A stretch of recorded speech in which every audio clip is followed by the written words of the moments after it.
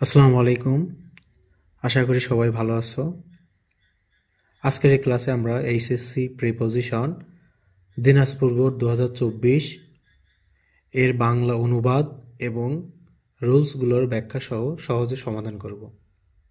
তোমরা জানো এখানে এইচএসসি পরীক্ষায় 10টা গ্যাপ দেওয়া থাকে। 10টা গ্যাপের জন্য 0.5 করে টোটাল মার্ক থাকে 5 নাম্বার।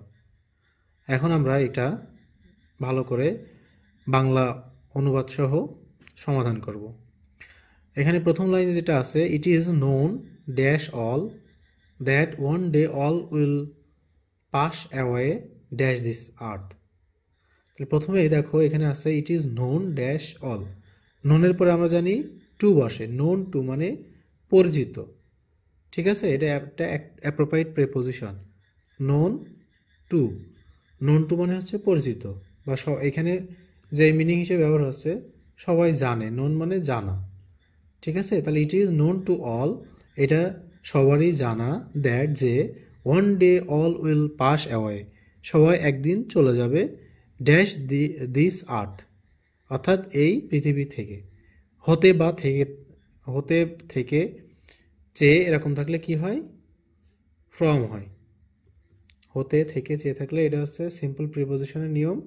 হতে থেকে চেয়ে এরকম থাকলে কি হয়?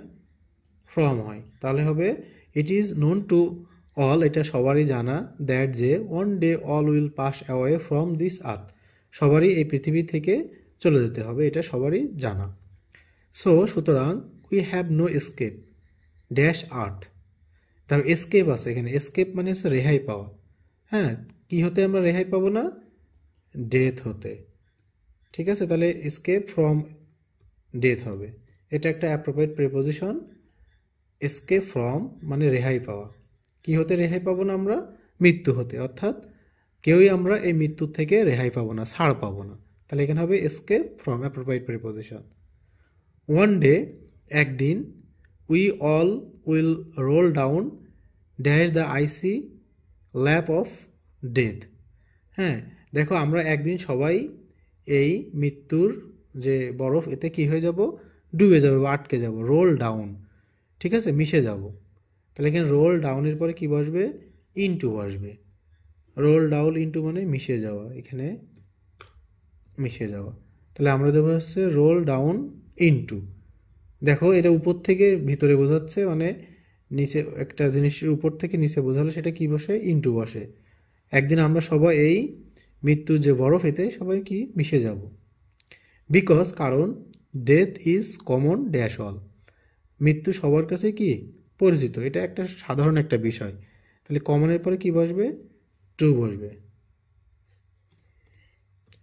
মৃত্যু সবার নিকটই পরিচিত। কমনের পরে এটা অ্যাপ্রোপ্রিয়েট প্রিপোজিশন। কমনের পর কি বসবে? টু হবে। বিকজ কারণ মৃত্যু সবার কাছেই পরিচিত, মানে সবার জন্য এটা অবধারিত। সুতরাং we should not mourn dash the death. হ্যাঁ, সুতরাং আমরা কেউই কি করব না? মৃত্যুর জন্য দুঃখ প্রকাশ করব না, ঠিক আছে? বা শোক প্রকাশ করা আমাদের উচিত না। এখানে আছে কি দেবো তাহলে? জন্য বোঝালে কি বসে? ফর বসে। সিম্পল প্রিপোজিশনের নিয়ম, রোল জন্য বোঝালে কি বসে? ফর বসে। সুতরাং আমাদের কারো এই মৃত্যুর জন্য দুঃখ প্রকাশ করা উচিত নয়, বা দুঃখিত হওয়ার কি নয়? উচিত নয়। এই যে মার্ন মানে হচ্ছে তোমার দুঃখিত হওয়া বা শোক প্রকাশ করা। আর কি জন্য এখানে ফর বসছে? যে মৃত্যুর জন্য। জন্য বোঝালে আমরা জানি কি হয়? ফর হয়। বাট কিন্তু, those who die dash the country. হ্যাঁ, যারা কিসের জন্য মারা যায়? দেশের জন্য মারা যায়। এখানে আমরা ডায়ের কিন্তু 4টা নিয়ম আছে।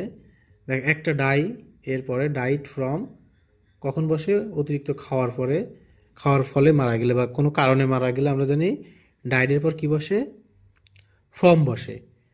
আরেকটা আছে ফ্রম ডাইডের পরে যদি তোমার হচ্ছে যে ফর, ফর বাই কখন বসে? যখন কোনো কেউ মৃত্যুতে মারা যায়, মানে রোগে মৃত্যু হয় আর কি। তাহলে ডাইডের পরে তোমার হচ্ছে যে অফ বসে। Died of. ডাইড অফ মানে মারা যাও। ডাইডের পর অফ বসে হচ্ছে যদি কেউ রোগে মারা যায়। আর ডাইডের পরে বাই বসে যদি অ্যাক্সিডেন্টলি অথবা ইনঅ্যাক্সিডেন্টলি মারা যায়। আর ডাইডের পরে ফর বসে কখন? যদি কেউ আত্মত্যাগ করে, দেশের জন্য, প্রিয়জনের জন্য, এক কথায় আত্মত্যাগ বোঝায়। তাহলে এখানে দেখো আত্মত্যাগ বোঝাচ্ছে। এই চারটা হচ্ছে ডাইডের পরে নিয়ম অ্যাপ্রোপ্রিয়েট প্রিপোজিশনে। ডাইয়ের পরে একটা ফর, ফ্রম, বাই আর অফ। তাহলে দেখো এখানে ডাইয়ের পরে ফর্ম দিচ্ছি, কারণটা কি? এই যে দেশের জন্য যারা মৃত্যুবরণ করে তারা ইমমর্টাল, তারা চিরজীবনী কিন্তু অমর হয়ে থাকে। But those who die for the country, কিন্তু যারা দেশের জন্য মৃত্যুবরণ করে আর ইমমর্টাল, তারা কি হয়ে থাকে? অমর হয়ে থাকে। এই যে ডায়ের পরে ফর বসে, এটা অ্যাপ্রোপ্রিয়েট প্রিপোজিশন। আর যদি রোগে মারা যায় তাহলে ডায়ের পরে অফ বসে। আর এখানে দেশের জন্য আত্মত্যাগ বোঝাচ্ছে, এই জন্য ডায়ের পরে কি বসবে? ফর বসবে। আশা করি তোমরা এটা বুঝতে পেরেছো। দেয়ার মেমোরিজ, তাদের যে স্মৃতি, do not Singh dash oblivion. Oblivion এটার মানে হচ্ছে ভুলে যাওয়া। তাদের স্মৃতি কেউই কখনো ভুলে যায় না, ঠিক আছে? কেউ কখনো ভুলে যায় না। এখানে তাদের স্মৃতির জন্য, এখানে জন্য বোঝাচ্ছে, জন্য ফর দেওয়া যায়। আবার দেখো এটা আরেকটাও দেওয়া যায়, ফর আরেকটা হয় হচ্ছে তোমার ডাউন। এই যে সিঙ্কের পরে কি বসে? ডাউন বসে। দুটোর মধ্যে যে কোনো একটা দিলে হবে। Their memories do not sink down or for oblivion, অর্থাৎ তাদের স্মৃতি কখনো মুছে যায় না, ঠিক আছে? তাদের স্মৃতি কখনো মুছে যায় না। দেয়ার ইজ নো মেডিসিন, এর জন্য কোনো কি নাই? ঔষধ নয়। That can save a man, হ্যাঁ, যেটা একটা মানুষকে বাঁচাতে পারে। ড্যাশ ডেথ, অর্থাৎ মৃত্যু হতে। তাহলে পৃথিবীতে এমন কোনো ঔষধ নেই যেটা মৃত্যু থেকে কাউকে বাঁচাতে পারে। হতে থেকে চেয়ে, একটু আগে বললাম, হতে থেকে চেয়ে বোঝালে কি বসে? ফ্রম বসে। এই জন্য এখানে কী বসবে? From. There is no medicine, হ্যাঁ, that can save a man from the death. এমন কোনো পৃথিবীতে ঔষধ নাই যেটা মানুষকে মৃত্যু থেকে বাঁচাতে পারে। এই যে হতে থেকে চেয়ে এরকম বোঝালে কি বসে? ফ্রম বসে। এজন্য এখানে কি বসেছে? ফ্রম। মৃত্যু হতে, হ্যাঁ, কেউ বাঁচতে পারবে না, এজন্য এখানে কি বসেছে? ফ্রম বসেছে। So we should always be ready, সুতরাং আমাদের সবসময় প্রস্তুত থাকা উচিত। কিসের জন্য? মৃত্যুর জন্য। এই যে জন্য বোঝাচ্ছে, এজন্য কি হবে? ফর হবে। তাহলে এখানে আমরা কি দেব? ফর দেব। So we should always be ready, সুতরাং আমাদের সবসময় প্রস্তুত থাকা উচিত। কিসের জন্য? ফর ডেথ, মৃত্যুর জন্য, ঠিক আছে? তাহলে এখানে লাস্টেরটা কি বসবে? রেডির পরে ফর। রেডি ফর মানে হচ্ছে প্রস্তুত থাকা। এই জন্য এখানে কার জন্য প্রস্তুত থাকবো? মৃত্যুর জন্য। যার কারণে এখানে ডেথের আগে কি বসেছে? ফর বসেছে। আশা করি তোমরা দিনাজপুর বোর্ড 2024-এর প্রিপোজিশন খুব সুন্দর করে এখানে বুঝতে পেরেছো। তোমরা যদি এভাবে প্রত্যেকটা বোর্ড যেগুলো অলরেডি পরীক্ষায় এসে গেছে, পরীক্ষায় পড়ে গেছে, এই বোর্ডগুলো তোমরা যদি প্র্যাকটিস করো প্রত্যেক দিন, তাহলে দেখবে একসময় তোমাদের কাছে প্রিপোজিশন একেবারেই ইজি হয়ে গেছে।